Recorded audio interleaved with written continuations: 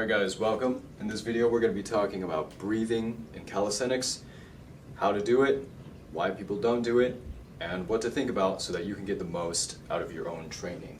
Alright, let me quickly explain the mechanics of breathing. You might have heard of chest breathing and stomach breathing, which simply put, chest breathing involves an expansion of the chest up here, so it will cause a change in the muscles surrounding your chest, notably the pec minor and the intercostals around your ribs, which shifts a lot of moving parts out of position, which might be bad for movements, especially if you are trying to use those muscles at the same time. Now, breathing from the stomach, the only thing moving is your stomach when you breathe, right? Everything else kind of stays still.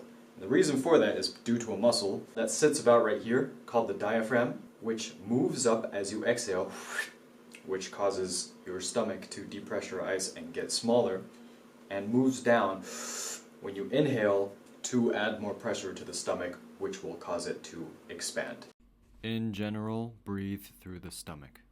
The first thing to understand is that breathing is muscular, and therefore it requires a little bit of energy and mental and physical effort to allow you to breathe. If all of your energy is going towards just whatever movement it is you're doing, then you might not have space to breathe left, and this is fine if you are, for instance, a powerlifter and you're going for heavy singles, where you just want to go all out and you want everything to be focused on getting that one rep, even if that means holding your breath. However, calisthenics is not powerlifting, right? The end goal for calisthenics is not a heavy single or like an attempt. It's actually to be able to hold movements, oftentimes in positions with not really much space to rest or get a breath in, for as long as you can, for as long as possible.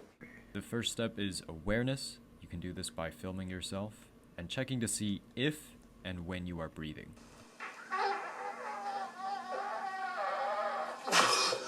So then the skill is not fully complete unless it also incorporates a breathing tech.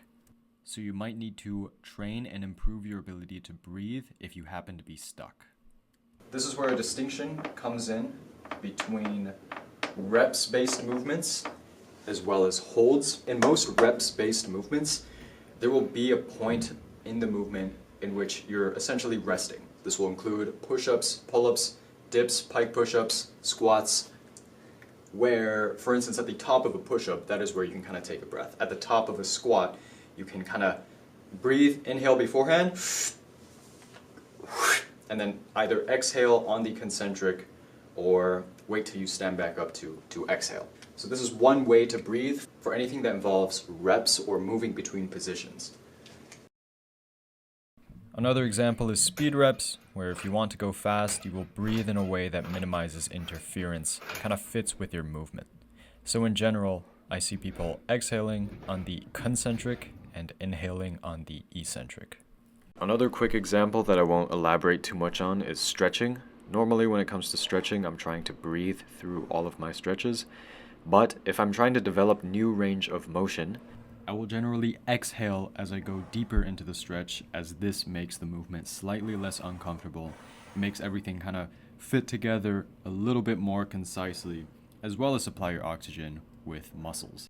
However, for holds, it gets a little bit more difficult, right? Because there is no resting position, and therefore, if you want to hold, for instance, a planche, you're going to have to find a way to breathe as well as holding the movement. Therefore, you're going to have to set energy aside to breathe. Otherwise, you'll always get stuck around the 2 to 5 second mark because you have no way of replenishing your oxygen supply. So I'm going to get through all of that in this video, but the first thing you should understand is that breathing is actually inversely correlated with the amount of effort or exertion that we are allocating towards a movement at any given time.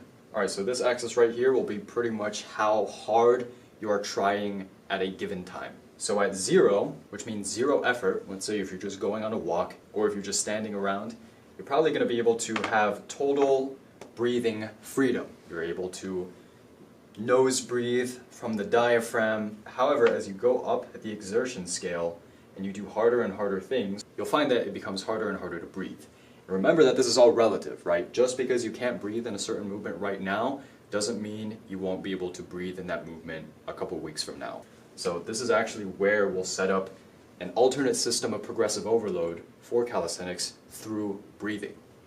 right? So at this end of the spectrum would be all out, like total all out effort, maybe just for one rep, maybe an attempt of your hardest progression for a calisthenics skill. And therefore, by definition, all of your energy will be going to the movement itself, and there will be no space left to breathe. So oftentimes, as a subconscious response, people will hold their breath whenever they view a movement as extremely difficult. Because this is a method that our body uses to allow us to get the most amount of force output just from whatever muscles we're trying to hit.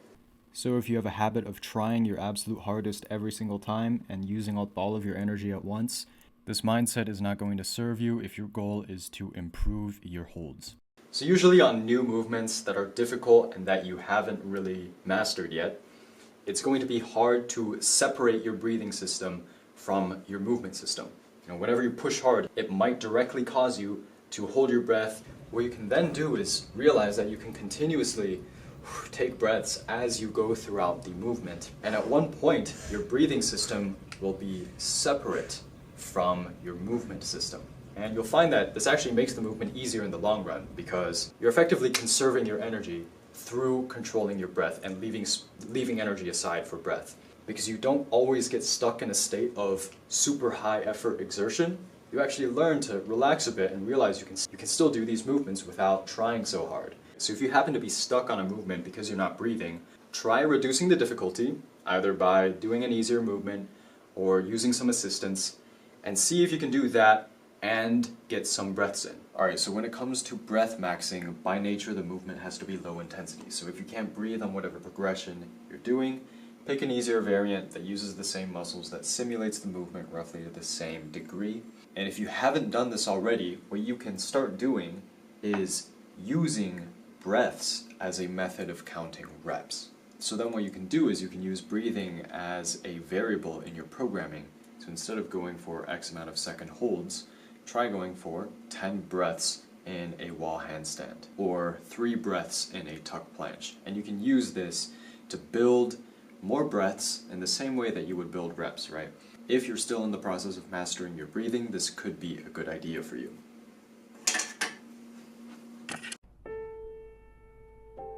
Alright, a quick tip for beginners. The most common movement that I see people hold their breath on amongst the basics are pike push-ups, and especially elevated pike push-ups, and also handstands. Because oftentimes, the first time you're upside down, you will probably subconsciously hold your breath, as your body is unfamiliar with the position.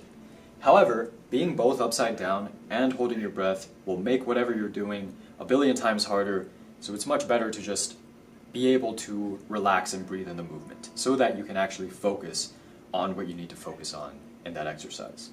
So for pike push-ups especially, as soon as you can get a couple of clean reps, I recommend immediately working on slow, controlled reps with continuous breathing. Try to separate the breathing from the movement as early as possible on these, especially if you're working on handstand push-ups, because these types of movements require a lot of technique and minor corrections while you're doing a strength move, such as balancing.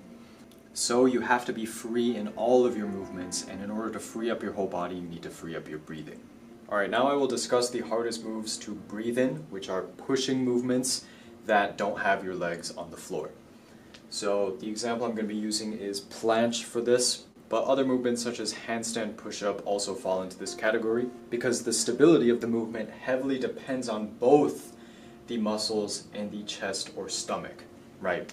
On regular push-ups you can breathe through your stomach because, your legs are supported.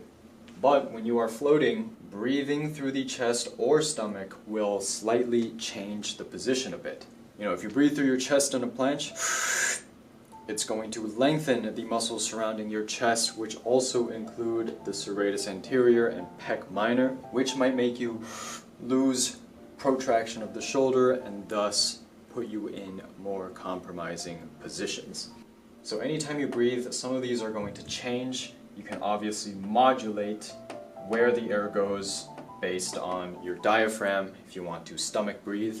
So much of the game then becomes anticipating your own breathing and kind of being able to counteract your own inhales, as the inhales are usually a little bit more challenging, right? An exhale actually makes it slightly easier because it depressurizes the entire system, which can automatically shorten any of those chest muscles that we want to be shortened, as well as those abs muscles that we want to be.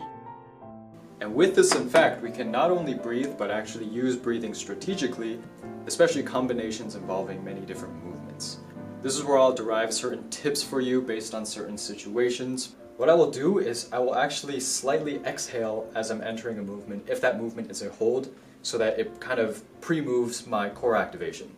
And the same kind of logic can be applied to planche push-ups and presses. So if you study athletes, you might see some people exhale a little bit as they're entering back into the planche hold. So as they're pushing up during the concentric of a planche push-up, which slightly boosts your core and shoulder activation whenever you do exhale, but eventually you're going to want to be able to do this independently of your breath. One perspective shift of isometric movements or holds is that you can almost view it like a reps-based movement, but with reps of breathing. Because as I said before, the movement slightly changes every time you inhale and exhale. So you're going to want to be able to sustain that, shifting of activation several times. And once you can do multiple, then it's just a matter of training before you can do unlimited amount of breaths. This is where you can start counting how many total breath rounds you can take in one move. And after the first breath, you're just going to want to set aside energy to breathe, and over time, make your breaths more and more subtle. If you study some long duration planche holds, it always starts out with very relaxed, energy conserving breathing. In addition, the muscles of the neck are not overactivated, and the face muscles are generally also relaxed, so energy is being saved here. Basically, when it comes to the neck, it needs to be somewhat free, at least in a way so that it's not restricting your own range of motion. But for the most part, your neck and your face should be free and relaxed if you want to master a movement. What you're seeing on screen right now was, or might still be, the world record planche hold. The athlete is 50 years old and most definitely nose breathing. We can learn a lot from studying this hold and come to our own conclusions, but what I see are slight fluctuations in the lever that probably correspond to his breathing. Whether it be change in the muscles around the chest or the core, his breathing is consistent and smooth and barely noticeable, which is end stage breathing. Alright, so that about sums it up for the general breathing intuition that I have internalized over the years of just training and not really thinking about it too much. There was one day where I discovered, hey, I should probably breathe, and that's when it opened its way to all sorts of breathing systems, right? So you don't have to necessarily force any of these techniques that I mentioned. Therefore, I must inform you that the best way forward is to just train more. These things will happen if you train. Understand the concepts and then do not think. Anyways, that is it for this video. Things will happen when you start breathing.